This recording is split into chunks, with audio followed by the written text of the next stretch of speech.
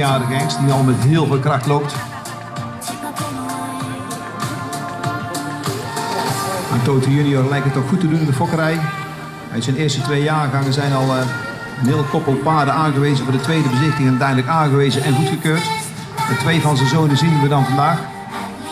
Deze en later in de show de hengst King Karim.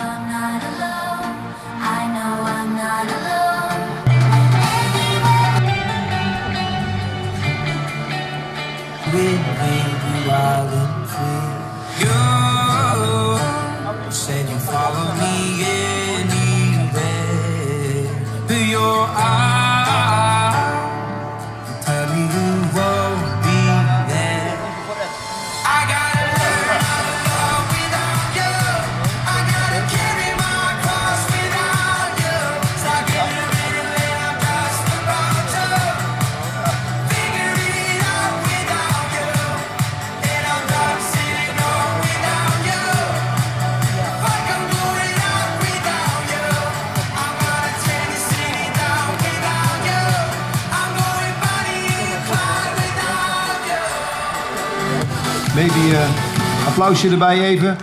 One round for the breeders. Ja. Oh. Altijd weer leuk voor de ruiters. Daarom houden ze ook altijd van hengstenshows rijden. En iedereen is altijd heel enthousiast daarmee. Nou, ik vind dat ze eigenlijk wel behoorlijk rustig zijn. Ja. Mooi.